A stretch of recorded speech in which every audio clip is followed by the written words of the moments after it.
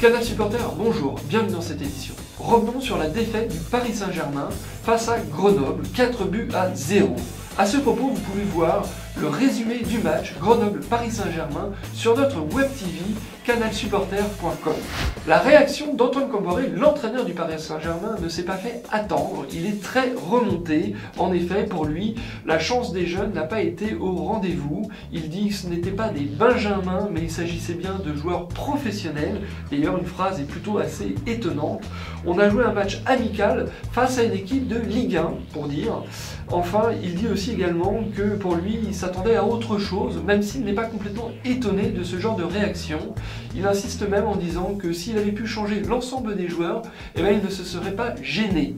Pour lui, en tout cas, le match contre Monaco revêt une autre dimension et pour cela, il dit qu'il attend une réaction d'importance qui pourrait sauver la saison du Paris Saint-Germain.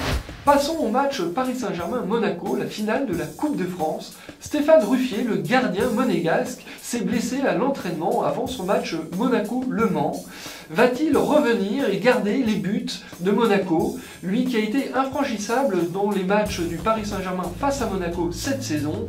Réponse très rapidement, pour l'instant il est blessé au ischio-jambier et donc très incertain pour la finale.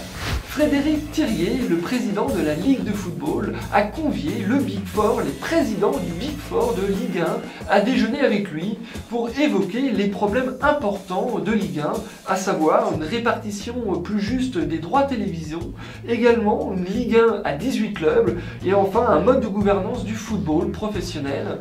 Rappelez-vous, le Big Four avait déjà pris l'initiative préalablement et s'était réuni au Bristol pour justement évoquer ces sujets sensibles. Est-ce que justement Thirier veut garder la main? Nous le saurons très rapidement. Canal Supporter souhaite un très bon anniversaire à Pedro Miguel Paoletta qui fête aujourd'hui ses 37 ans, le meilleur buteur du Paris Saint-Germain. Encore beaucoup de rumeurs autour du mercato parisien.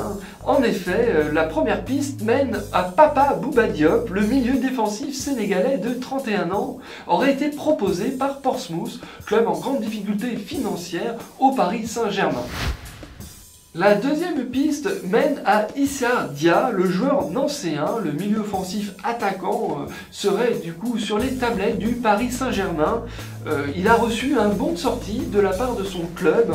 Ce joueur est estimé sur une valeur de 6 à 7 millions. Est-ce que Paris franchira le cap? Réponse très rapidement. Enfin, troisième et dernière piste, le joueur Mileski, l'attaquant du Dynamo de Kiev, qui a marqué 14 buts cette saison en 24 matchs.